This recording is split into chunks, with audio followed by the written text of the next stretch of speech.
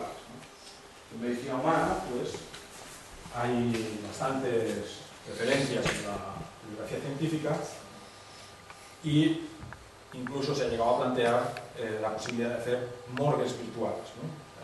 Está el médico de turno y en vez de tener pues, las neveras que abren y sacan el cadáver, pues tienen esas morgues virtuales y lo bueno que tiene es que pueden mantener esos datos, esas imágenes para toda una vida.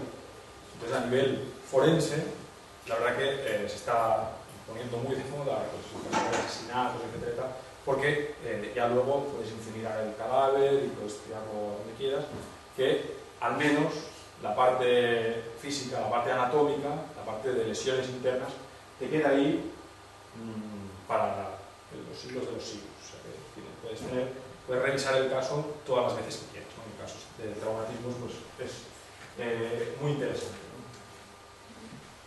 Incluso los médicos lo que hacen es, los japos, que son supuestos los inventores de toda esta tecnología, pues lo que hacen es preparar a sus cirujanos para realizar, en vez de prepararlos pues, con personas, los residentes de primer año, los llevan primero a estos simuladores virtuales, ¿no? Que utilizan pues, un cuerpo humano reconstruido en 3 dimensiones y pues, con sus tecnologías de cirugía pues, pueden abrir allí, si se equivocan en algo tampoco pasa nada porque es una imagen, es una reconstrucción, un holograma en 3 dimensiones, ¿no?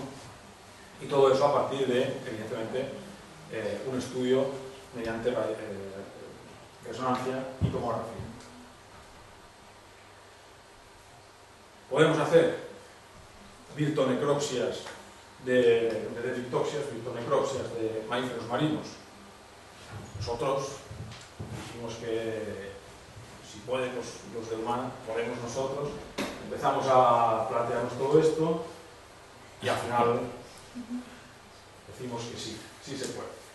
Tenemos, como decía, pues esas imágenes en 2D. Empezamos a dominar un poquito la tecnología de reconstrucción de esas imágenes de 2D en reconstrucciones tridimensionales y por tanto empezamos a ver la luz. Porque desde luego, claro, todo esto nosotros somos veterinarios, somos biólogos, nuestro grupo, pero no ingenieros dedicados a la tecnología y la reconstrucción 3D, no tenemos en nómina y por tanto no podemos avanzar todo lo rápido que quisiéramos. Pero bueno, poco a poco van haciendo nuestros pasitos y conseguimos pues, algunas imágenes, como mínimo, externas, bastante aceptables. Entonces, bueno, pues, todo esto ya lo podemos guardar en nuestras morgues virtuales, que son los ordenadores. Bueno, también empezamos también a interpretar, a poder jugar un poco con esos softwares y visualizar la parte externa, el delfín en este caso, por ejemplo, con la parte interna la parte ósea en este caso, ¿no? La cabeza del delfín con la parte de los huesos del cráneo. Vamos a ver algún vídeo para desintoxicar un poco.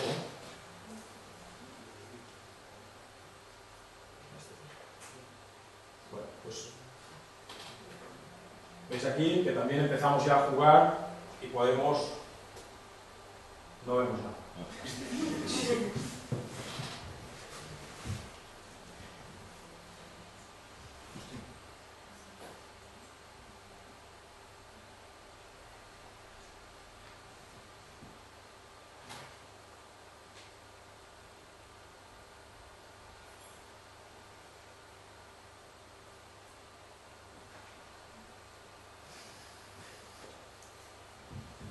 Fantástico. No vemos nada. Muy bien.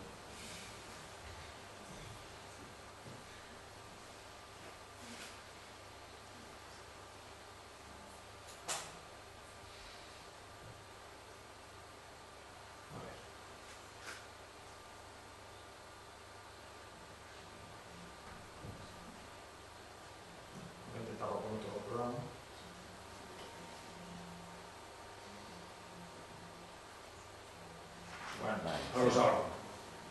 Veis que ya podemos también, pues desde una imagen como de la necropsia de la marsopa en este caso, podemos ir disecando capas, ¿no? Podemos ir diseccionando el animal y quedarnos con el esqueleto.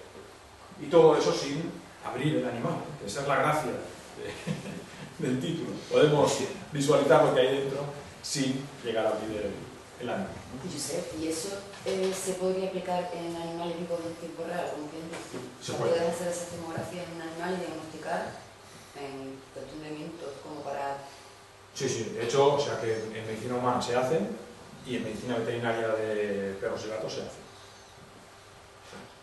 Nosotros no estamos todavía preparados de manera rutinaria, porque claro, llevar un delfín de Vigo a Lugo o a León, esta también me gusta mucho. Podemos utilizar también esta reconstrucción para aprender anatomía, para anatomía clínica aplicada a la clínica. No sé si sabéis, pero si no os lo cuento, pues en las focas el lugar de elección para extraer sangre son las venas epidurales. Epidural suena ya a zona de la columna vertebral, suena a una función un poco complicada, porque es cerca de la médula espinal, con lo cual podemos dejar a la foca pues, medio paralítica. Hay que conocer bien la anatomía de dónde pinchamos exactamente para no pinchar en el sitio incorrecto. Pues eso, evidentemente, lo aprendes yendo a unos sitios que la hacen y te la dejan hacer y al final pues acabas aprendiendo y de probar mucho se hace bien. Con estas técnicas podemos aprender mucho más rápido y vemos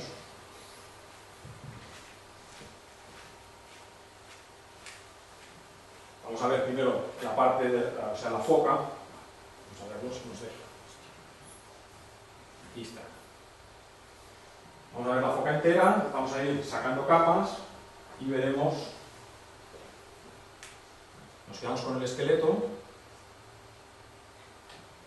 y nos acercamos a la zona del cinturón pélvico y vemos perfectamente toda la columna vertebral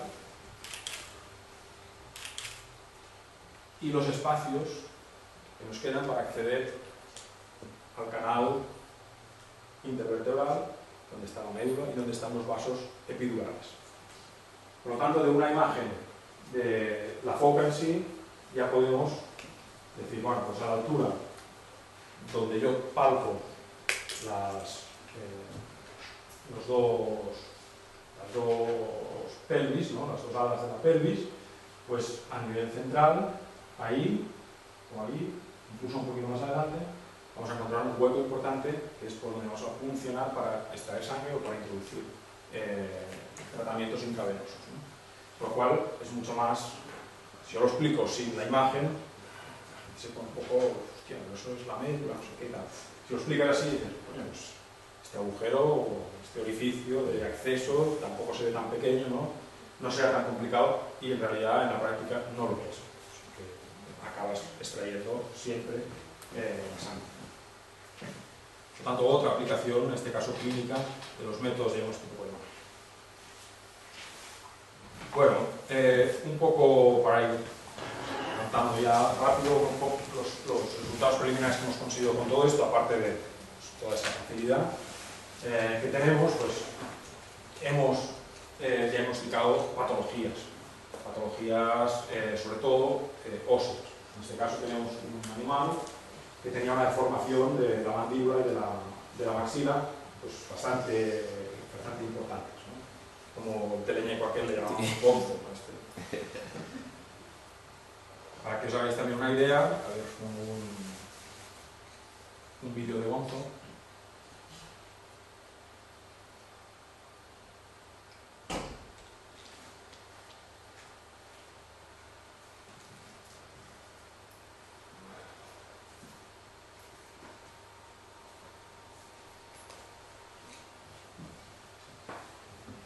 Por ejemplo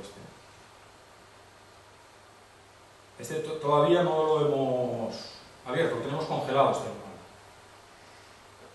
Estamos esperando a tener un poco de tiempo, tranquilidad para poder hacer una disección como Dios manda, que estemos ahí, pero ya podemos hacer el estudio al menos del cráneo de este animal, ¿no? Y de ahí pues la deformidad de la mandíbula y de la maxila bastante importante. pues todavía sin haberlo abierto, ya tenemos esas imágenes de cómo es el... Sí, que de nacimiento se daba vuelta. O sea, viendo imagen por imagen, o sea, las imágenes de 2 dimensiones que cortan al animal cada milímetro, somos incapaces de ver ninguna fractura, ni ningún callo óseo de fractura. O sea, que posiblemente sea, o bien, de nacimiento es bastante improbable. Un animal que fue capturado accidentalmente, tenía 9 años, pues hicimos estudio de edad por los dientes, y estaba comiendo perfectamente. O sea, que estaba sano, no tenía ninguna otra patología, un animal que estaba comiendo sin ningún tipo de problema. Se capturó accidentalmente en Mallado y claro, o sea, ahí no hay nada, se le pasa a cualquier animal sano. O sea, que no relacionamos esa deformidad con un estado patológico. Puede ser, ya digo, una deformidad de nacimiento o puede ser una alteración metabólica del metabolismo del calcio que produzca pues, esa deformidad, que luego se recupere y que vuelva a endurecer los huesos y se quede bien, pero ya deformado. ¿No? ¿Sabes qué es lo que dices tú fisiológico?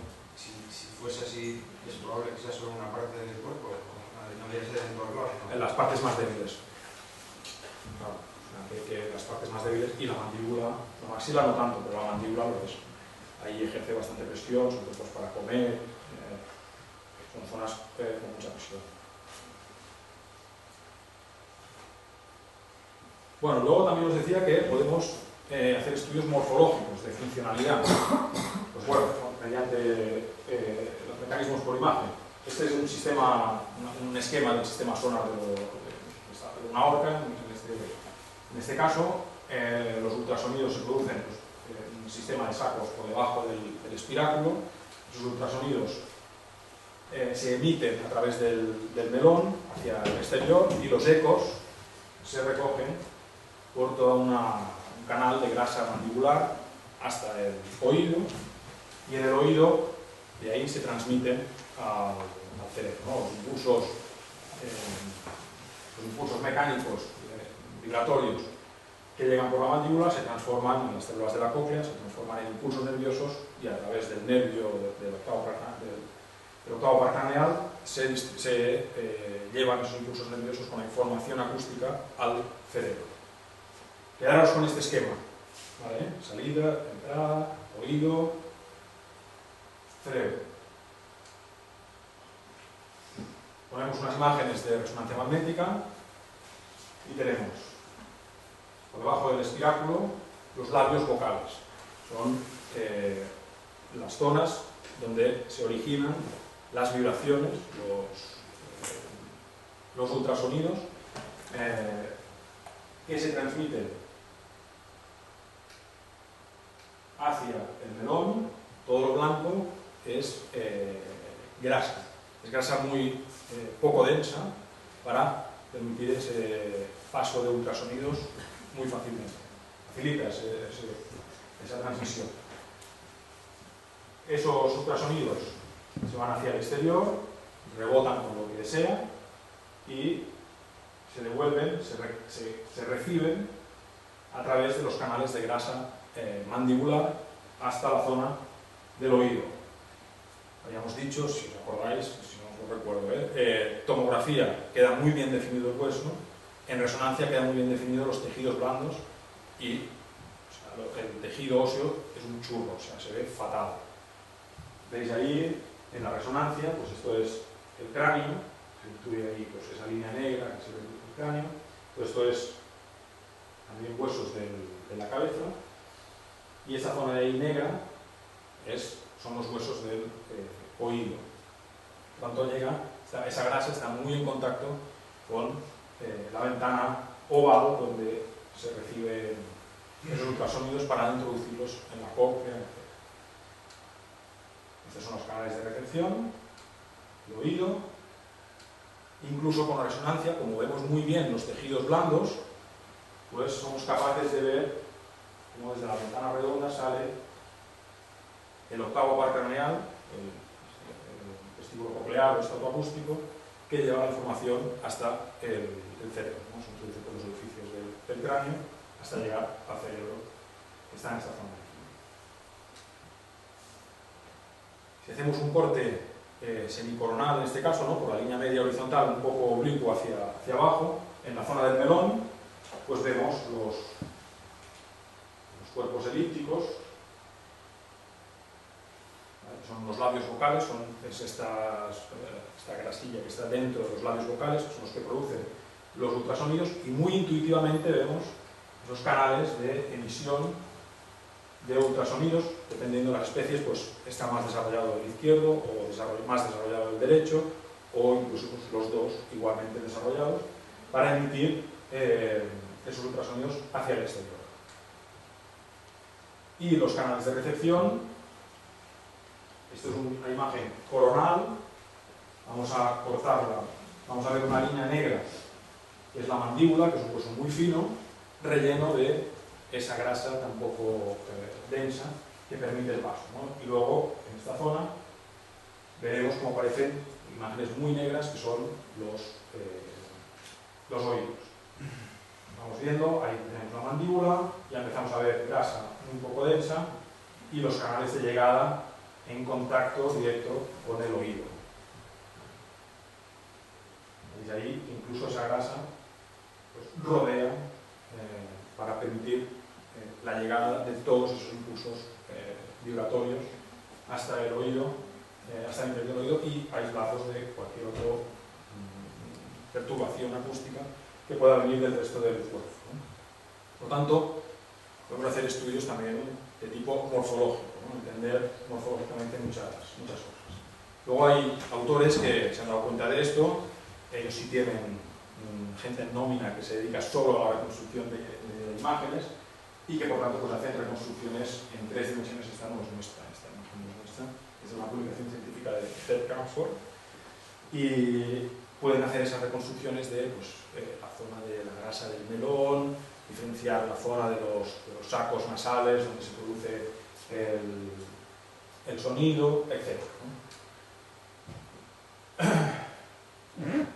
Vale, nosotros, como os decía, estamos focalizando pues, en la zona de la cabeza por varios motivos, y uno de ellos es pues, la importancia de las patologías acústicas que se está poniendo muy de moda últimamente, ¿no?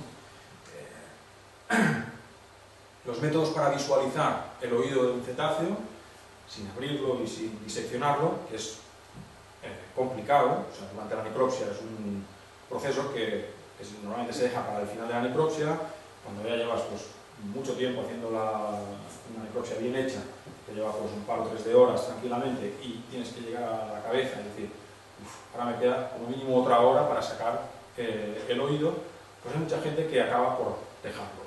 Y hay muchas patologías acústicas que se dejan de diagnosticar precisamente por eso. Entonces, los métodos de diagnóstico por imagen, una de las aplicaciones es solventar ese problema. Antes de una necropsia, pasas el animal por la resonancia por la tomografía y tienes unas imágenes del oído sin tener que perder pues, un par de horas en diseccionar. La radiología nos aporta una imagen tridimensional muy poco definida de los dos huesos del oído. Ahí poco vamos a poder ver. En los cortes anatómicos ya nos hacemos una idea mejor, evidentemente. Tenemos el oído de los cetáceos está compuesto por 2 huesos, por el hueso periódico y el hueso timpánico, que forma la bulla timpánica. Si vemos las imágenes de resonancia, pues vemos todo negro, el hueso todo negro, pero en cambio somos capaces de ver esa grasa mandibular que contacta con el oído, y somos capaces de ver el nervio que sale desde el oído hacia los canales cocleares, hacia la base del cerebro. Con la tomografía somos capaces de ver el hueso periódico perfectamente delimitado, el hueso timpánico perfectamente delimitado, intuimos la cadena de huesecillos también, y un martillo, etc., pues también los podemos intuir, incluso los canales cocleares. Esto fue el estudio que hicimos en el 2006, la imagen del 2006, con el aparato de tomografía que teníamos antiguo. Los aparatos nuevos son, pues, la técnica se ha desarrollado bastante, son aparatos bastante mejores, ahí sí que ya vemos bien pues, un poco los canales cocleares, dependiendo del corte, pues mejor o peor. Incluso podemos hacer reconstrucciones en 3 dimensiones, ¿no? En un vídeo aquí, pero no vamos a poner. Al final, tenemos ahí la base del cráneo, aquí estaría el cerebro, y en esa zona podemos ver los huesos. Fracturas, hemorragias, tumores, todo eso podemos diagnosticarlo mediante estas técnicas. Problemas en el nervio acústico, todo eso tiene una importancia clínica o patológica muy importante y podríamos diagnosticarlo sin ni siquiera abrir el perfil.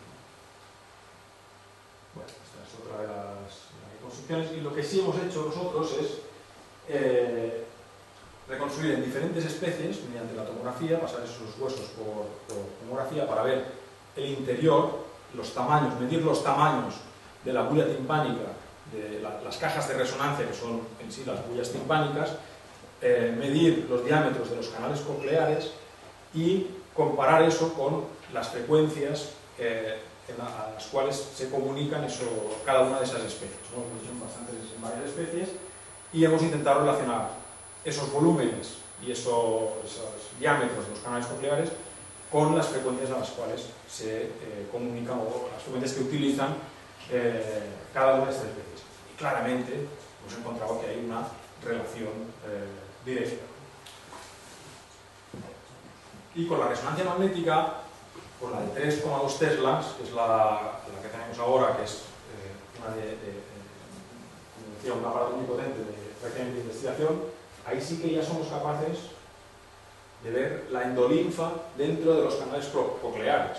Si hay cualquier problema que altere los canales cocleares, son tienen unas paredes relativamente finas. Ahí cualquier impacto acústico muy intenso tiende a crear fisuras y a romper esos canales cocleares, por lo cual la endolinfa saldría y no veríamos esta imagen tan definida del caracol, de la cóclea del caracol, sino que veríamos la endolinfa desparramada. ¿Veis ahí? Incluso, esto sí que intuimos, pero aquí hay como, veis, esto es el inicio del caracol, aquí empezaría el caracol hacia atrás, y ahí vemos una estructura que parece un abanico, ¿no? ¿Veis? Intuís. Bueno, pues esos son los canales semicirculares. Esta es una imagen de microscopía electrónica de barrido. Evidentemente no llegamos a esto todavía con la resonancia, a lo mejor algún día llegamos, pero de momento no. Y esos canales semicirculares son estos que veis ahí, que son los responsables del equilibrio. En los mamíferos nosotros también los tenemos y están en las 3 dimensiones, y dentro se mueve la endolinfa y es la que nos permite pues, equilibrar nuestro cuerpo y recuperar esas posiciones, ¿no? Evidentemente ya veis que son muy finitos y que cualquier impacto acústico intenso los lesiona. Por tanto, problemas de desequilibrio, la resonancia nos va a aportar información, nos va a aportar, ya utilizo el futuro, porque de momento, como solo es intuición, este intuición me está un poco... Bueno, y como os decía, también somos capaces con la resonancia de ver el octavo par craneal, el nervio acústico, que es un nervio, debido a la importancia que tiene el sistema de funcionalidad del sonar y del sonido en los cetáceos, en la utilización de los cetáceos, pues es el nervio más de mayor calibre de todos los pares craneales. Y finalmente el cerebro, evidentemente con la resonancia, como es el método de elección para los tejidos blandos, pues somos capaces de, tanto en 2 dimensiones, ver perfectamente el tálamo, el recorrido de los acueductos, del ventrículo, podemos diagnosticar patologías encefálicas, podemos también realizar reconstrucciones 3D de ese tejido cerebral y sobre todo para el cálculo de volúmenes, pues, se utiliza bastante, hay autores que se dedican a hacer esto últimamente para relacionar pues, neurofisiología, para relacionar los volúmenes de las diferentes especies con las capacidades cognitivas, etc. O sea, hay un campo de trabajo muy importante en este sentido. Y luego patologías, termino solo con una patología, pues algunas de las que hemos diagnosticado, la que decía al principio, parásitos en los senos periódicos. Esas cavidades aéreas, en este caso, por ejemplo, veis ahí, esas cavidades aéreas de color negro en la tomografía y color negro también en la resonancia magnética, pues en este caso son los senos pterigoideos, que están cerca del hueso pterigoideo, que es este de aquí, esta línea tan finita que vemos por aquí. El parásito Crassicauda es un parásito que tiene, entre otras zonas, lo encontramos, uno de los órganos diana que tiene son esas cavidades aéreas cerca de la zona del oído, en toda la cabeza. Y es un parásito que es capaz de horadar el hueso incluso, o sea, que provocar resorción ósea, con lo cual crea agujeros. Por ejemplo, en este caso, en el hueso pterigoideo, o incluso, si os fijáis bien, veis esos pocillos, ahí como todas unas líneas de migración parasitaria, esos son trayectos parasitarios, o incluso en la zona de la base del cerebro puede llegar a introducirse, en la base del cráneo, perdón, puede llegar a introducirse hasta el cerebro, con lo cual ahí ya no solo es la destrucción ósea, sino que es la destrucción del tejido cerebral, encefalitis y muerte. Bueno, pues hemos detectado algunos casos, pero el más espectacular es desde luego este. Vemos ahí donde debería haber aire, como en este caso, que esta es la zona derecha, el seno pterigoideo derecho, este es normal, este no es normal. Aquí hay algo que ocupa el espacio del aire. Y en la tomografía, incluso vemos que ese algo que está ocupando buena parte de esos senos, también provoca que la línea ósea, que debería ser una línea continua, es una línea que está rota. Por lo tanto, ahí hay agujeros en el hueso. En los cortes coronales, por la línea media horizontal, pues vemos que todo el recorrido del seno, que debería ser negro, está ocupado prácticamente por parásitos, excepto la parte esta de aquí, del seno derecho, que es la parte que veíamos en la parte más anterior del hueso, es la que veíamos en el corte anterior. Incluso, a nivel superior, vemos que los huesos frontales también están, los senos frontales también están afectados, y vemos que estamos muy cerca del cerebro.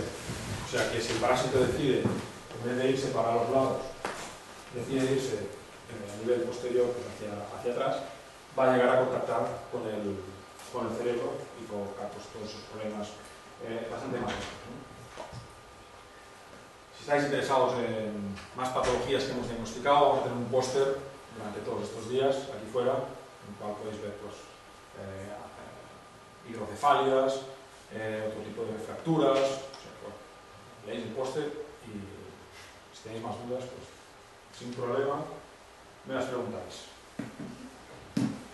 Igual que ahora, que no sé si tenemos 5 minutos, si queréis tenéis alguna duda más, Sí. no dudéis en hablar.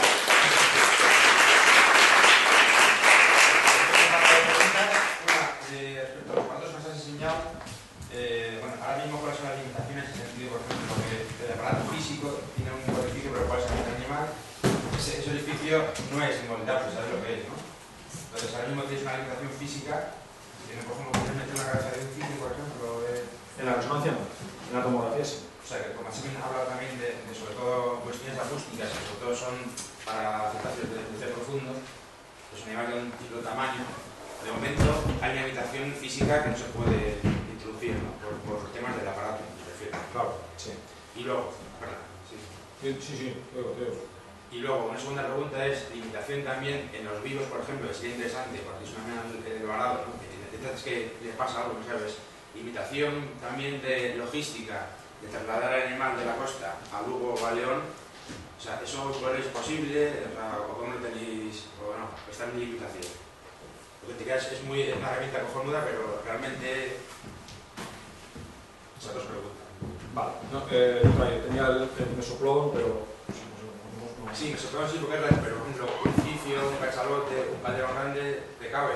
No. O sea, te cabe para hacer, por ejemplo, los estudios morfológicos de la grasa mandibular, de la grasa del melón, todo eso sí. O sea, Te cabe, sí. pero más para atrás no. Nosotros tenemos la ventaja de que trabajamos con animales muertos. Con lo cual, le cortamos la aleta dorsal, le cortamos las aletas pectorales, por supuesto todo esto para no manchar, etcétera, pues luego pasamos los animales con bolsas, porque en las bolsas luego el software te permite eliminarlas, y entonces ahí viene. Nosotros, o sea, tenemos claro que nuestro trabajo es un trabajo de descripción. O sea, nosotros describimos anatomía y patología, y posiblemente de aquí a unos años habrá aparatos mucho más de abertura mucho más ancha, igual de potentes que los que utilizamos ahora, y por tanto se podrá diagnosticar. De momento hay lo que hay, para focas utilizamos, para tortugas utilizamos, para delfines algo. Tenemos ganas de, por ejemplo, encontrar algún delfín preñado, una delfina preñada, para poder pasar la parte de atrás. Ahí sí que la cola hasta el primer tercio del abdomen pasaremos sin problema. Más allá, difícil. ¿El traslado lo veis? Claro, entonces, ¿Tenéis eso? La segunda parte de esto, para vivos, Esto todavía... no, porque o sea, trabajamos con especies salvajes, o sea, animales que te llegan a la playa todavía vivos. Estabilizarlos, solo estabilizarlos te cuesta una semana o 2 semanas en las instalaciones de recuperación. Cualquier traslado, por mínimo que sea, es un estrés para el delfín y para el resto de los que estamos haciendo el traslado. A partir de ahí... O sea, eso es viable en el futuro, si hay un centro de recuperación y está el aparato del centro de recuperación. El animal se va de... Bueno, ni siquiera eso. O sea, que yo creo que sí que tenemos que trabajar más en la parte de selección. Selección de los animales que estén ya estables en la recuperación, se puede plantear un traslado de 1 hora o un par de horas. Sí.